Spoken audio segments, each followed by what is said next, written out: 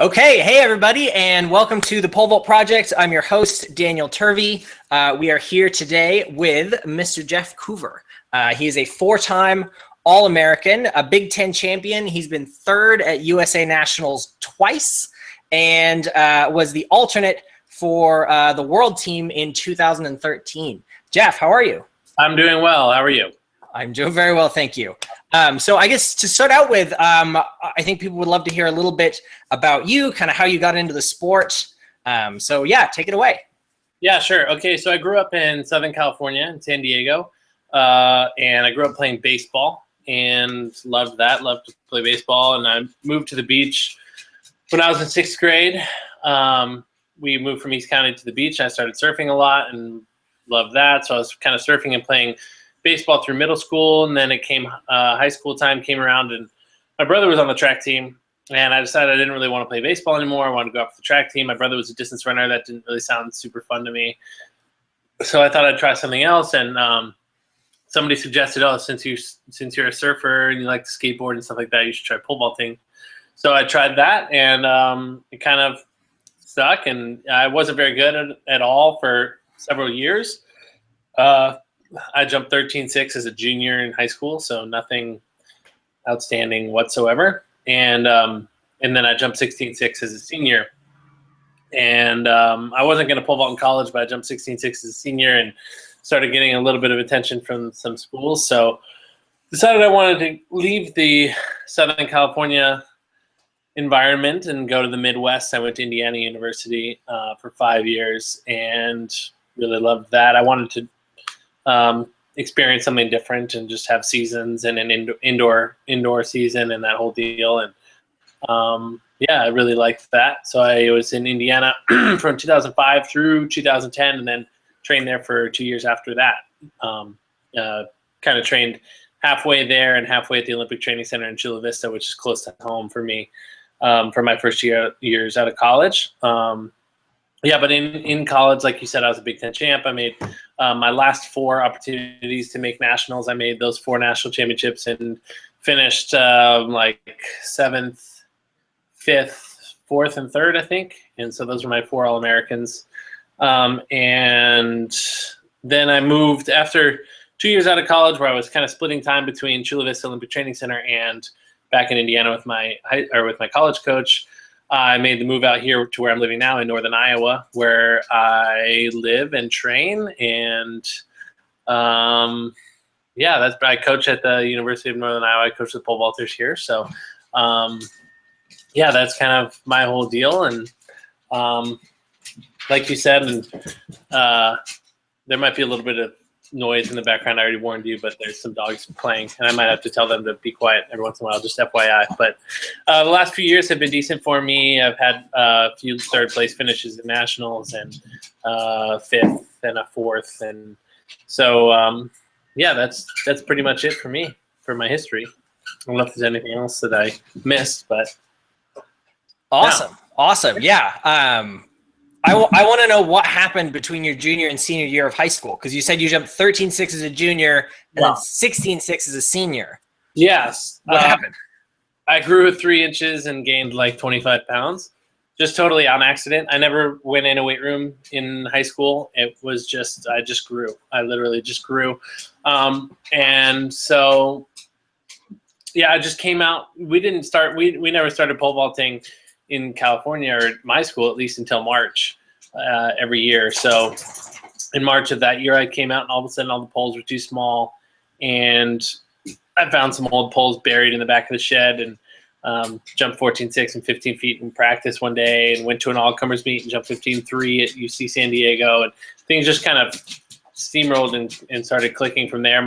I was fortunate that my folks bought me a couple of poles, a little series of 15.6 poles at that point, and you know, I just kind of kept inching things up, and all of a sudden I had jumped 16 feet and 16.4, and then eventually 16.6 at the Golden West meet. So it was just kind of, it wasn't anything. I didn't really have a pole vault coach in high school. I had a guy who kind of watched and hung out, but it wasn't like I had a camp coach or a club coach or anything like that, or I don't know. We just kind of figured it out.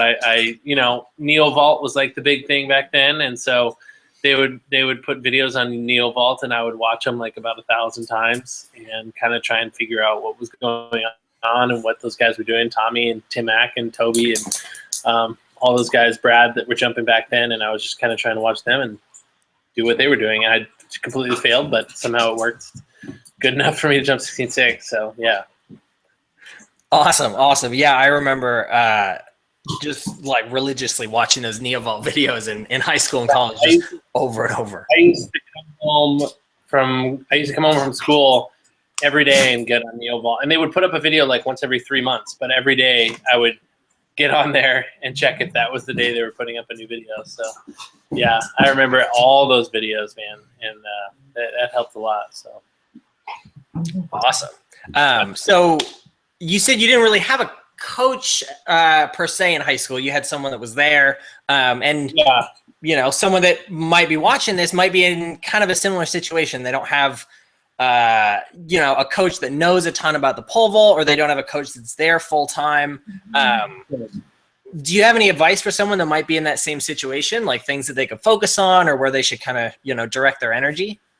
Yeah, I mean, these days I think there's better connections to like clubs and stuff like that, and I would definitely advise anybody. Like if I were in Southern California now, I'd go to that the Vaulter Club, the Vaulter Magazine Club, and you know, I think that there's better access to that sort of thing now. But if you really, sorry, there's a squeaky dog toy. If you really you know, don't have any other options, I think just sort of trying to figure it out the way that I did, and you know, within the limitations of being safe. And I always encourage, like when I'm in Reno or when I'm doing stuff like this, I always encourage people to reach out to not just me, but any post-collegiate pole vaulter buddy, any post-collegiate pole vaulter in the United States, or professional pole vaulter, if you will, in the United States, that to every Twitter message they get of a video of somebody asking what, you know, our advice might be, I always make sure to respond to everybody that sends me something like that, because I think it's important to keep kids safe and to give you know, advice on that sort of thing. So just reach out to people. I guess that's my go to like if you were in San Diego and you didn't have a coach, you might go to a college meet and go to the college coaches and say, hey, do you have 3 minutes to look at my video? Or go to one of the athletes, you know, and just reach out and try and find those connections, and just learn your event and be a student of the sport. Yeah, absolutely. I would love to talk next about the training for the pole vault, and to get into a little bit of detail. So, you know, I'm sure in high school, not having a super dedicated vault coach, you didn't have, you know, the most meticulous training plan, but then college and beyond, that stuff becomes really, really important. And you know, when you're in high school, you're invincible. You can just, you know, beat yourself against the wall all day, and you'll be, you know, completely recovered and ready to go the next day. So I think sharing some of that knowledge that you've gained and advice with people that are in high school, you know, like I guess what does your training look like now, and how has it evolved over the years? Yeah, that's a good question. And like you said, in high school, I had no idea. I never, like, I truly never, I don't even think I knew where the weight room was at our high school. I think there was one, but I didn't know where it was. And I don't have anything against kids in high school that lift or whatever, or train, but I remember I talked to a guy, like I said, I reached out to a college guy, and I said, what kind of running workouts do you do? And he said, sometimes we do some 150s. I said, like, how many? He said, like, you know, 6.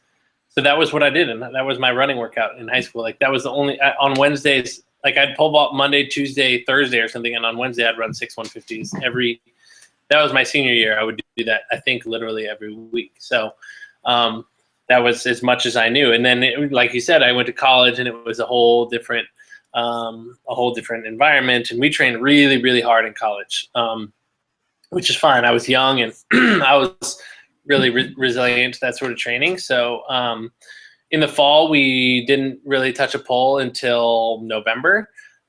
Before that, it was 2 months of general prep and running 200s and doing circuits on the grass and lifting 4 days a week, and long, extended, hard workouts.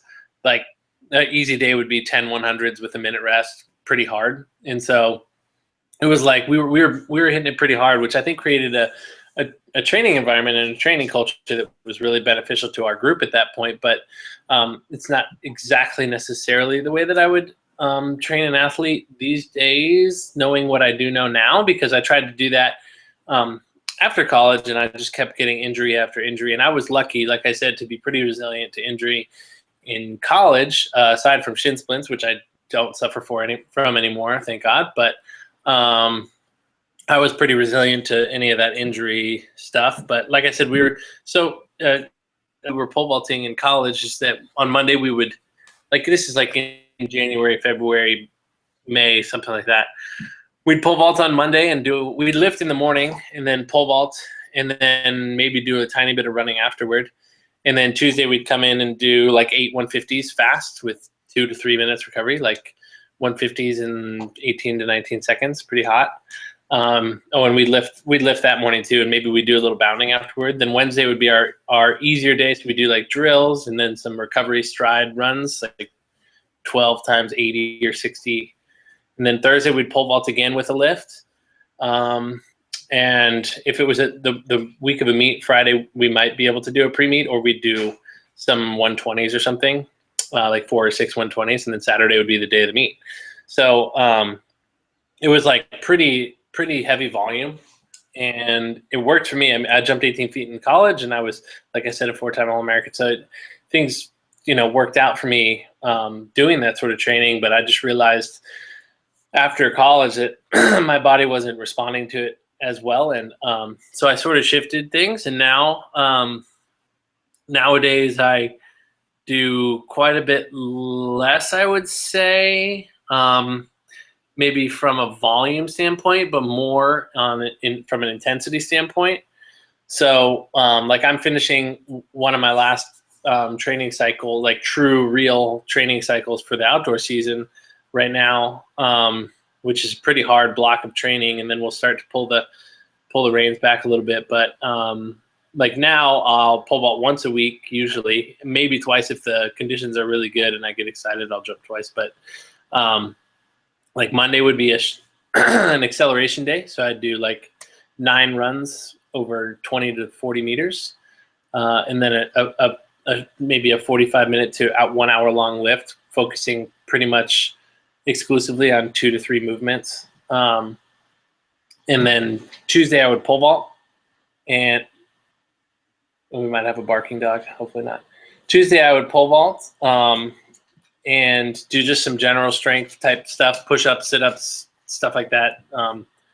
Pretty just, basic stuff. Then Wednesday I would do what I call a max velocity session, which was what I did today. So like 6 to 8 runs over 50 to 70 meters. So in that max velocity range where you kind of have a good amount of time spent at max velocity. And that's with pretty good recovery, 3 to 4 minutes recovery. And then I had another lift today, kind of a similar deal, just Olympic lifting, some pressing, pretty basic.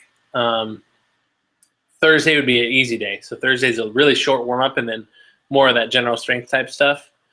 And then if we're just training, Friday would be another pole vault day or running hills. So it's kind of a technical day, sort of, with another lift. And then Saturday is our long running day. And that's the big thing that I changed since college, is that my longest session, like my biggest, longest session that I'll do, especially at this time of the year, would be 90 meters repeats. So I do right now I do like 4 times, 5 times 90 meters. And in the fall I might do 6 or 8 times 120, but that would be like the biggest, longest session that I would probably do.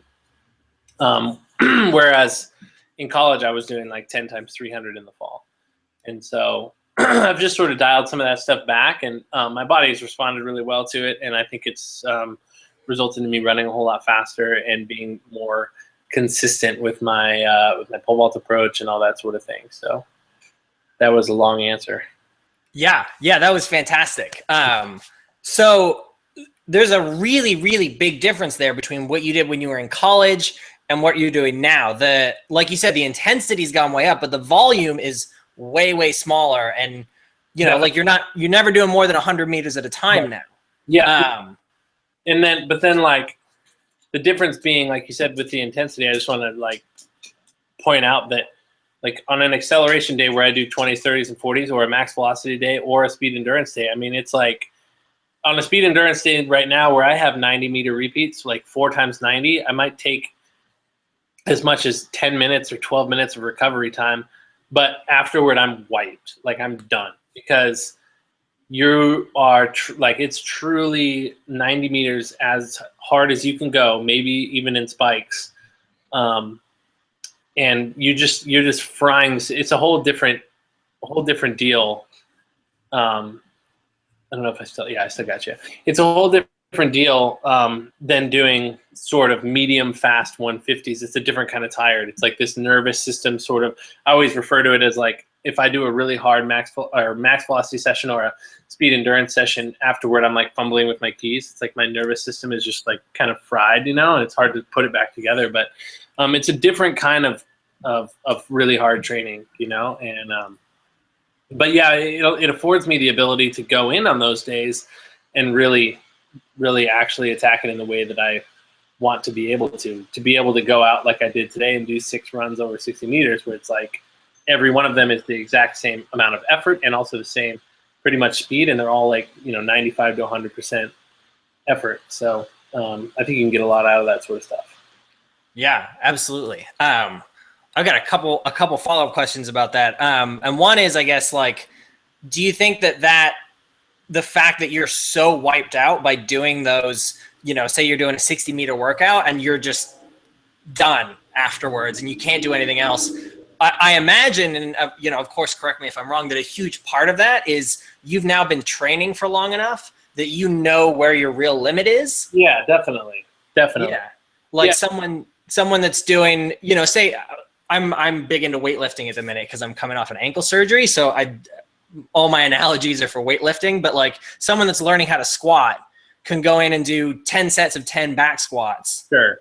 And it's not a problem because you don't, you know, you're learning how to move. You don't really know your limit, but like, yeah, I couldn't do that. I would be sore for 2 weeks. You could do 8 doubles and be just as wiped or more wiped than that guy doing 10 sets of 10. Yeah. Yeah, that's correct. Yeah. And I noticed that the athletes that I coach, I can push their volumes a little bit harder than I push mine because I think the training age just isn't quite there. And I think that, like you said, maybe I'm putting a little bit more force in the ground and that sort of thing with just how much longer I've been doing it, and I kind of mechanically am starting to figure things out a bit better, and so maybe those runs take a little bit more out of me than they would somebody else. But yeah, I think that brings up a good point, and I think you're right about that for sure. That's a good analogy as well. Yeah, and then I feel like the other side of it is like, if you took someone that was say you took like a high school athlete or someone who's like a freshman in college, and you took your knowledge of how hard you can push yourself and put it in their brain, and they went out and did that workout, I wonder if they might just break themselves because they haven't had years of doing more volume to prepare their bodies for that kind of intensity. Yeah. I think I would probably program things a bit differently for a high school kid or something like that. I would probably dial the intensity back and you know, instead put more of a focus on mechanics and running technique and leave them in flats and stuff like that. And, you know, instead of 6 times 60 that I'm getting a lot out of, a high school kid might need to do, you know, 10 times 40 or something where they're running easier, but better technically, and they might get a lot more out of that than I would get out of my workout. So yeah, I think that's definitely the case. And always with this stuff, most important is to keep an eye on your body and to always listen. I mean, like I program, you know, I have my program and then written out in advance, and there's 2 things. There's what's written and then what I actually do. And they're always differing depending on the day. If I'm feeling a little sore or things aren't feeling right, or a big indicator for me, and that I've kind of learned is like there's certain days where you go to the track and you don't really want to start training, but you know you should and need to, and you just do it. And there's certain days where you get there and you want to be anywhere else in the world. And that's the days where, for me, that's my body telling me I'm done for the day, you know? And so I think it's important to listen to your body and just, you know, if you can always adjust. You can always adjust the program, you know, and more important than getting everything in on an ideal schedule is being healthy. And I always say I'd rather be 100% healthy and 90% fit than 90% fit, or 90% healthy and 100% fit. It's just always going to work out better when you're feeling good. So, yeah, absolutely. And again, I imagine that, you know, over the years, you've got a really, really good sense of, you know, I'm just tired, but I can still train hard today versus I shouldn't train hard today or something's going to, you know, fall off. And while we're talking about that, I think it's important that, you know, with the high school kids and even the college kids as well, is like communicate with your coach. Always communicate with your coach, because if they're a good coach, they'll be willing to adjust. If my athlete comes to me and says, I'm feeling this, or I'm feeling that, or I'm feeling a little lethargic today, or I didn't get very much sleep last night, then we're gonna make an adjustment, you know. And I do the same thing with my training. It's important that you do that rather than feel sore somewhere or tired or know that your head isn't in it and you go out there and try and do a pole vault session. I mean, that's like as bad of an idea as you can get, pretty much. Let alone, I mean, like, you know, doing a sprint session is one thing. Going out and being fried mentally and trying to do a pole vault session is like good luck. So, always like keep a close eye on that sort of thing, and communicate with your training partners and with your coach on how you're feeling on every day, pretty much. So, yeah, definitely. And, you know, we're of course operating under the assumption that when you communicate with your coach and say, I'm not feeling good, you're not just trying to get out of the workout. Right. Yeah. And you know what? That's something that, as a coach, I just have to trust, and there's nothing that I can do except for trust that. And I always say, you know, you're going to get out of our training as much or as little as you want. You can either go to the next level if you buy in and you do it and you really listen, and you can still do that if we miss a workout here or there because you're not feeling so well, or, you know, you can lie and say you don't feel good on the hard days and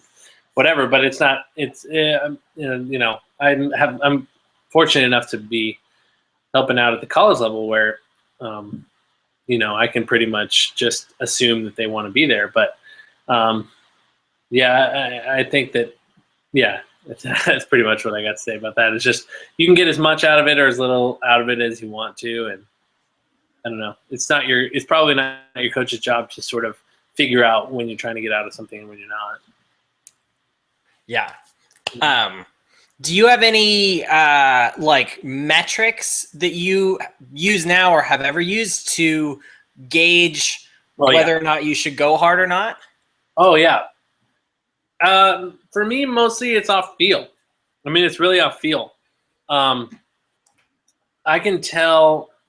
Personally, I can tell in the very beginning of my warm-up, or at least about halfway through my warm-up of my sprint drills and stuff, whether I'm connected and feeling, you know, from a nervous system standpoint, feeling good and with it on that day, or not. And so that's kind of where I start to make adjustments. That's where in my head I start calculating and saying, okay, this was, you know, I'm still doing my warm-up and I'm thinking, well, I'm not feeling that good today, so the session was supposed to be this, but maybe I adjusted this. Or maybe sometimes I'm like, actually yesterday I had written, you know, I always have, my training is in it's sort of like open-ended. So I always write like 6 to 9 runs or 4 to 6 or whatever. So dependent on how I feel on that day, I'll do the minimum or the maximum or somewhere in between.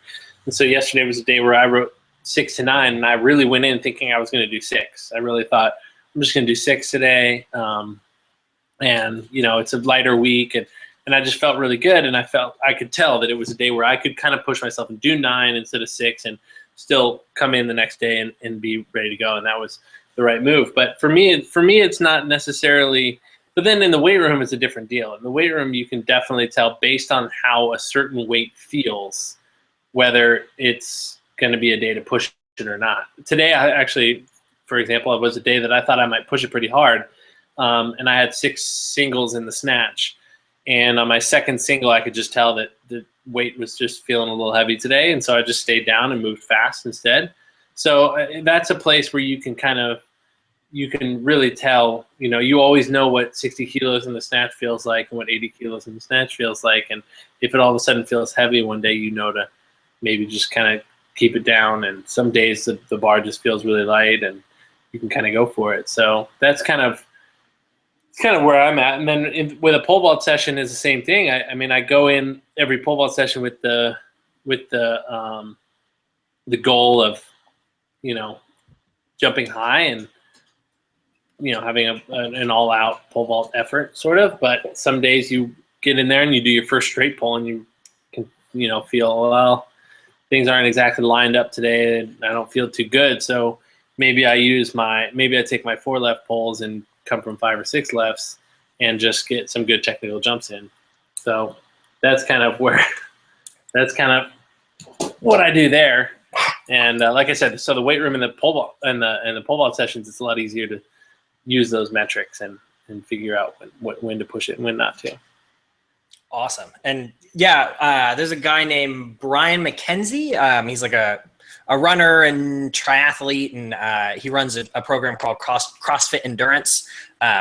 He's a cool guy, and he talks about how one of the really big differences that he notices between athletes and elite athletes is elite athletes just have that feeling, and it's so internal of like they start their warm-ups and go, I know I can push it today, or I know I can't. Yeah. And that for people that are either just learning or their training age is a little bit younger, like putting something measurable in there, like you were saying in the weight room, like if you're throwing 60 kilos over your head, you know how that's supposed to feel. Exactly. And for someone that's a little younger, putting something like a standing broad jump or a vertical jump where you can measure it and say, look, clearly, and you track it every day and my broad jump is 3 feet shorter today. Right. And that might be something not today to push it. And that might be something that you sort of keep track of on a few times a week basis, and you use it as more of a measure of what the training is doing sort of to your body chemistry. So we use overhead shot throws. That's one of the big things that I do is like I'll take a 4K overhead or 4K shot put and just throw it overhead like backwards, standing on the toe board. And it's more of for me, it's more of it sort of tells me how my body's responding to training. So if I do a cycle of training and after that cycle of training, I'm throwing the shot really far and I'm super connected and I just have no problem and it feels light and whatever, I know that that's like a style of training that I'm responding well to. And sometimes I'm training really hard and I'm feeling pretty good, but I go out and I just can't move the shot. I try, I have 3 throwing sessions in 2 weeks and I can't throw more than 20 meters with the 4K shot. And that's when I know like, this stuff isn't really translating so much, or I'm doing a little bit too much or something like that. So yeah, like you said, a broad jump. I know that Ty Saban, who helps me out quite a bit, and he coaches at Texas now, he liked to do a vertical jump test, and broad jump I think is good too. And yeah, I think it's good to test that stuff, just see where your body's at and what's going on there. So yeah. Awesome. Yeah, pole vault's such a complicated thing. I think having a few yardsticks, a few things where you can say this is a measured, a measured thing. Yeah, there's a few things that we do like that. Like I said, the shot, and then anything, the Olympic movements, and then like we measure like a flying, like 10 or 20 meter flying run. And those are the sort of the yardsticks that, like you said, that we have. So it's good to have for sure. Excellent. And so when you do start to notice that, like with the overhead throw of the shot, if it's not as far or you start to feel a little bit beat up, what are some things that you do to address that? Obviously, you tweak your training and dial back the training a little bit, but is there anything that you do like off the track to help you recover between those really tough sessions? Yeah, I mean, it just depends. It depends on the situation. But if I look at a block of training and I realize, and I'm like, for example, I'm not throwing far, or the weight is feeling really heavy, and I look at the previous 2 weeks of training, and I see that I just maybe like I maxed out all my windows of training, like I went high on all my volumes, and maybe it was a bit too much, then I'll just take like 3 days completely off, 4 days completely off, and just kind of reset the system and let it come back. So that's pretty much it. I mean, I'll take 3 or 4 days where I just do recovery techniques. Basically, I'll do like go in to the training room and just do like Normatec and roll out and stuff like that, and just kind of like reset the system, like I said. And there's no really magic formula for me as far as recovery goes, but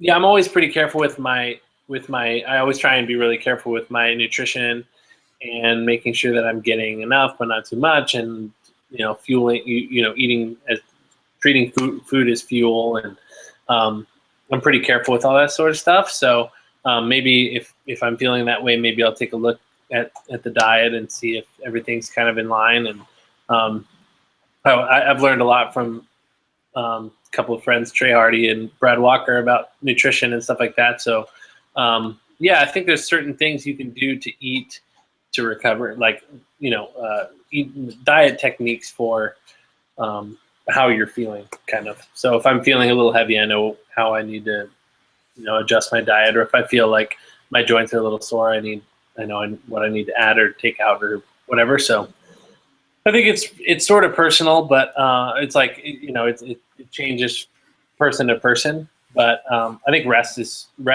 really the biggest thing. If you're rest is what lets the training sort of sink in. That's how I think of it. So if I do a hard training block and I feel like crap, I know that if I take 4 days off, I'm going to feel really good, and that all that training is sort of going to sink in, and I'm going to come back and feel really connected and be good. So yeah, don't be afraid to rest. If you feel bad, the answer is almost never do more. Everybody always thinks that, like, oh, I feel slow, I need to run more sprints, like I need to work harder and try and do more. Like usually you don't. Usually you need to rest and let your body come back. So yeah, that's an excellent point. The rest, what was the quote? Rest lets the training sink in. Yeah, that's kind of how. I mean, that's just how I think of it. Yeah, that's how I like it a lot. That's how it works in my head. I mean, without I know this much. Without resting, the training can't sink in. I mean, it just doesn't have it just can't, because your body is just consistently just working. So yeah, it's like when I go into competition phase, which will be pretty soon here, I'm pretty much going day on, day off at that point. So I'll go to a rolling schedule, and I'll pretty much try and go a training day and then a recovery day and a training day and a recovery day, or even I'll go like one like training day, recovery day, jump day, off day, recovery day, and then go. So like I really make sure at that point when I'm doing competitions and stuff that the emphasis is on recovery and making sure, like, for sure I'm getting enough rest. That's more important than for sure I'm getting enough training, which is also important, but it's really big for me to make sure that I'm getting enough rest. So that's where the focus is on in the competition phase. So yeah, I heard this in an interview. I can't remember who it was that said it, but I heard this recently that like training, the kind of misconception almost is like training makes you stronger or training makes you faster. Yeah. But like if you do a warm up and then do, we time an all out 100-meter sprint, and then you do 20 100-meter sprints, and then we time another one, that last one's going to be slower. The training has made you slower. And also you won't run another one faster than the first one for the next like 3 days probably. Yeah. So yeah, so that's an important, I think that's a good way to look at it, sort of. Yeah. So it's like it's the rests and the recovery and the things that you're doing outside of the gym or off the track that really make you stronger or make you faster. The training's part of it, but it's almost like doesn't take, like, it's almost mindless. Like anyone can go on the track and just thrash themselves. Right. Yeah. The other stuff that really. I think that's an important note to make about programming is it's really easy to write a program that makes people tired. Like it's so easy. Anybody can do it. I mean, it's like, it's just not difficult. But the hard thing is writing something that makes somebody faster. And those are so much not the same thing. and so many people think that they are. It's just not like anybody can do 8 200s with 30 seconds rest, and they're going to be super tired afterward, no matter what. But I don't think they're going to be probably. I mean, except for maybe that's a workout for an 800 runner or something like that. I'm not sure. But working really hard doesn't necessarily mean, or thrashing your body, like you said, doesn't necessarily mean you're getting better. In fact, a lot of times it means you're probably getting worse. So, yeah, and it's also mentally exhausting. Yeah, to just thrash yourself constantly. Mentally, like from a psychology standpoint, and also from like a nervous system standpoint. I mean, your nervous system is not fatigue resistant whatsoever, and it's like pretty much the most important thing for a pole vaulter on the meet day is how your nervous system is firing, and it's our nervous systems just aren't fatigue resistant. So if you thrash your body, you're thrashing your nervous system, and it takes a long time for that to bounce back. Yeah, and then I guess on the psychology side, yeah, I guess how do you mentally approach your training? You know, obviously you're doing a lot of really high intensity training.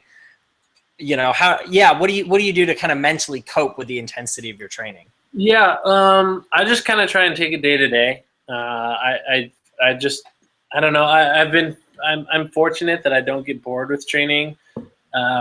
It's just something I do. It's just part of what I do. I don't know. So I get excited when I think about, a training cycle or whatever like that, so it's kind of easy for me. And I look at that as me being fortunate, not necessarily like I'm trying so hard or anything like that. It's like, I'm fortunate enough that to me, training comes like the thought of going out and training is appealing to me. So I'm fortunate in that way, but yeah, I think just mixing it up and not like, I don't think I always looked forward to training. Like I don't think anybody looked forward to going in and running 10 200s hard. Like I don't think anybody really and that's something that I used to do, and I don't think I really look forward to those sessions. But to me, it's like, I don't know, just taking it day by day. One of my very favorite quotes, which is so stupid, is how do you eat an elephant? One bite at a time, And I think that if you look at the big picture and you look at the 12 weeks of training that you have ahead of you, it's going to be overwhelming and exhausting and repetitive and all that sort of thing. But you just I just try and take it from a day by day standpoint and just think about what I have to do that day. And that seems to work out for me pretty well. I don't really, I train by myself. I train just by myself on the track and in the weight room every day. And I haven't missed the training session just for the sake of missing it in a really long time. And it doesn't come from dogma. It just comes from it's just, like I said, it's just it's just what I do. It's just, I just do it. So yeah, I don't know if that really answers the question, but my advice would be just to approach training on a day by day basis. So just worry about what you got to do today and not so much about what you have to do tomorrow from a psychological standpoint. And that seems to help for me. Awesome. And then obviously you've jumped in some really big meets. Yeah. And that's a whole different ball game to how you approach training. Yeah. Yeah. So just how I approach meets, big meets, is that kind of? Yeah. Well, I don't know. I mean, I've always felt really relaxed in pretty big meets. I don't know why. It's the times when I force the issue that I don't jump very well. It's when I'm relaxed and just having fun that I jump well. And I don't feel like I have to force that, or I don't feel like I have to try to be loose or something like that. I just tend to be relaxed in those situations. It's like, for me, it's not nerves, it's anxiety. It's like, yeah, I just get anxious. Like the days approaching the meet, it's like anxious energy in a way that it's like in that kind of way where you're like, I can't wait for it to happen, So I get anxiety like the day of the meet. I'm like, or the day before the meet, I'm like, man, I wish the meet were today. Like I want to do it. Like I don't know.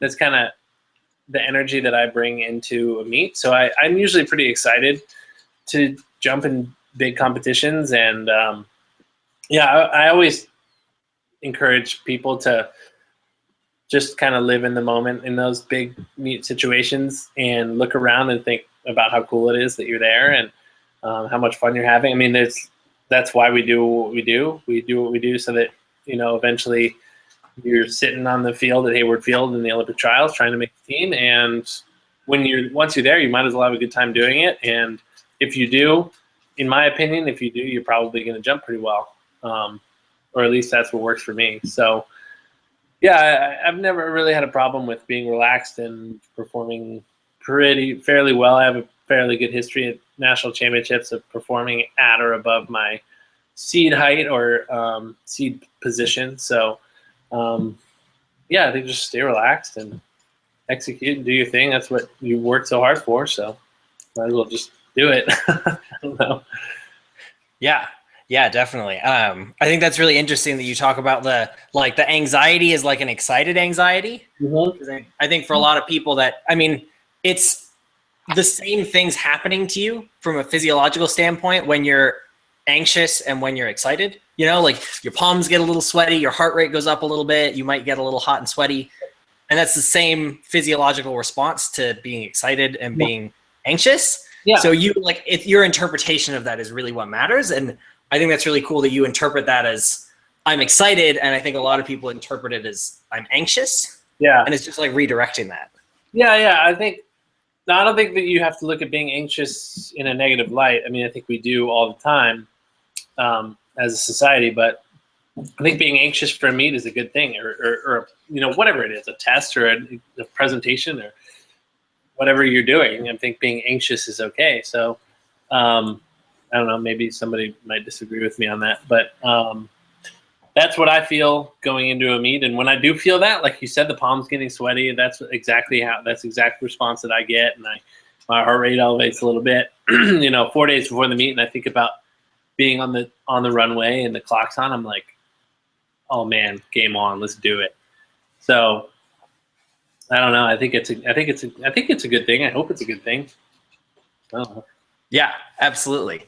I also wanted to ask a little bit about coaching because you're a coach. Yeah. Do you also have a coach or do you do all your own programming and do you kind of coach yourself? No, yeah. So I basically base my training off of the philosophy of a guy named Dan Paff, who's trained a ton of mostly horizontal jumpers, but also a lot of pole vaulters. Brad Walker, he did the training plans for like Brad Walker, and now trains a group out in Phoenix that includes like Dustin DeLeo and Nick Mossberg and Steve Lewis and a bunch of Tori Pena and a bunch of guys and girls, and so they're all kind of disciples of Dan, as they say. And so I kind of get all my training from that sort of thing. I was fortunate that I sort of went under the wing of Brad and a guy named Yu Kim, who's a Korean pole vaulter. My first 2 years out of college, those were my mentors, and they taught me a lot about training and specifically training in that with that method, Dan's method, kind of. So that's kind of what I outlined in the what I said was a general sort of outline of what might happen in that program. But then my technical coach is Anthony Bertoli, who's here in town, and he coaches at Northern Iowa. Also, he helps with the heptathletes and helps with the hurdlers and the short sprinters, and he was a decathlete at Indiana State in college. And so I knew him when I was in Indiana. He was at Indiana State. We used to compete against each other, and then it just so happened that I came here and he was here, and so I came out here originally to work with a coach named Jacob Pauli, who lives here in town, and he coached me my first 2 years or a year and a half that I was here, kind of. And unfortunately, pole vault coaching wasn't paying the bills, so he had to take a full-time job elsewhere in town. And he also has 4 kids, so he doesn't have a whole lot of time. So at that point, I kind of went and started getting coached by Anthony on my technical days and stuff like that. And Jake and I are still great friends. We play in a band together and all sorts of stuff. So that's still great. But Anthony coaches me now, and he's a great coach. And he's worked with me the last few years, and I've had my PRs in the last couple of years. So everything's going really well there. And so I kind of do the training on my own with the Dan sort of philosophy, and then Anthony comes on my pole vault days, and I mean, he has the reins there. He tells me what to do and what I need to fix and all that sort of stuff. So, yeah. Wonderful, wonderful. I guess before we kind of wrap up, do you have any other advice for? I'm under the impression that a lot of our viewers are high school age athletes who are, either they have a coach or they don't really have a coach, or they don't have a coach who knows all about the pole vault. But yeah, do you have any advice for someone that might be early on in their vault career of, any words of wisdom? Oh gosh. Yeah, a lot. I have a lot of advice. No, I think the biggest thing for any young pole vaulter is just to trust and commit. I think that's like really whatever that means to you, you got to do it. So whether it's commit to your training or commit to your jump or your technique or what you need to change, the most important thing in pole vaulting is trusting and committing in whatever you're doing. And so just find something to focus on and go all in. I mean, if you've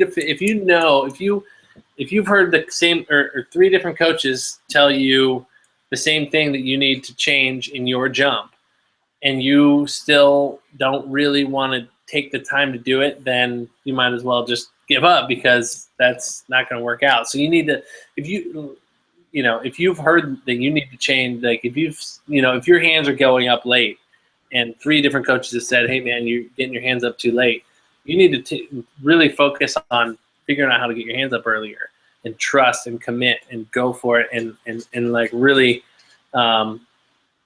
make that a priority, and not revert to bad habits. And like I said at the beginning of that goes for pole vault technique or training or whatever, however you approach the thing. It's just, I think most people know what they need to work on. And it's just a matter of whether or not they commit to that. So I guess that's kind of the advice that I have. And then going back to what I said earlier is just reach out for help and try and find support, and try and find somebody or a few people that will tell you what you need to be doing and what you need to fix and what you need to change. And I mean, the pole vault community is pretty neat. We are all here to help each other. So I think anybody that you, as a high school kid, anybody that you reach out to is going to want to help you out. So do it. Just do it. I mean, really, just find any. I sent emails to Jeff Hartwig and all sorts of people, and Derek Miles, and when I was in high school, early in high school and into college even. And that's how I became friends with Jacob, who eventually coached me, was that I sent my videos to him. I found his email somewhere or something, started sending my videos to him, and we became friends because of it, because he said, hey, I think you've got some things going on, but I think you could jump really high. Here's my advice. And so everybody's here to help each other, and just try and reach out. Yeah. Awesome. And where can people go to find you, follow you, or support your pole vaulting endeavors? Okay. I guess I'm on Facebook. My Instagram is J Coover, and my Twitter is Jeff Coover. And you can always contact me on there for the most part. Like I said, I try and respond to everything that I get in any video or whatever. So yeah, that's where you can reach me. And I always try and say when I'm doing meets here and there and wherever, and if you can come out and support in that way, that's the best way to do that. So yeah, I'll just go to track meets. Excellent. And do you have any sponsors that you want to give a shout out to? Oh, I mean, I've always had help from UCS Spirit, which is awesome. Love those guys.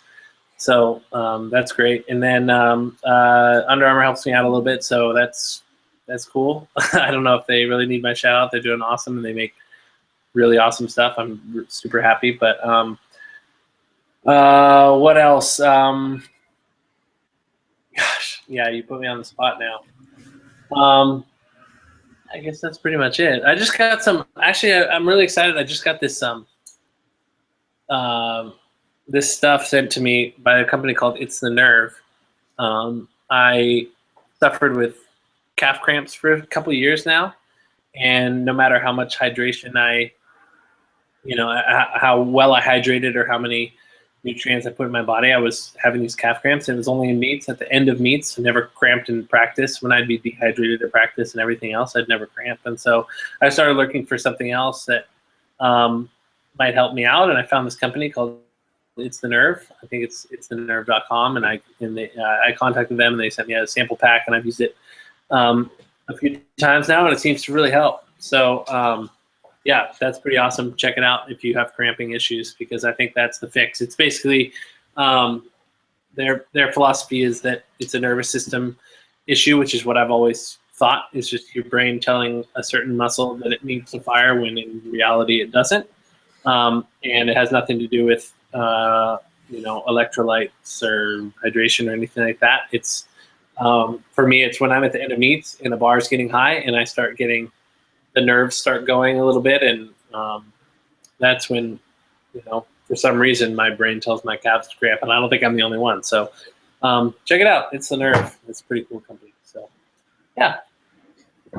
Awesome. Well, thank you so much for joining us. Sorry, I just have to say Run Gum. Obviously, I forgot. I can't believe I forgot. But Run Gum is like awesome, and I don't know why I spaced on that. But I chew Run Gum before every, and it's Run. I don't know if I'm saying it too fast. Run Gum. I think I'm probably not the first one to be, talking about it. But I chew a pack of Run Gum before every meet, before every pole vault practice, and I've experimented through the years with every type of caffeine and B vitamin supplement you could think of, with Red Bulls and 5-Hour Energies and everything else, and nothing works as well as the Run Gum does. It's awesome for pole vaulters. It's so awesome for pole vaulters. I don't know how else to say it, but it's just like you don't deal with the liquid in your stomach and the whole deal, but you get that nice, even caffeine boost, and there's no better pre-competition or pre-pole vault session supplement than Run Gum. And if you price it out compared to Red Bull, it's so much cheaper and better. So yeah. Awesome. I'll have to check that out. You're quite a salesman. Yeah. Good. Awesome. Well, thank you so much for joining us. For anyone that's watching, if you have questions for me, people you want to hear from, questions that you want me to be asking of these elite pole vaulters, you can reach out to me on Instagram at the Pole Vault Project. You can email me thepolevaultproject@gmail.com. Jeff, thank you so much for joining us, and everybody, we'll see you next time. All right.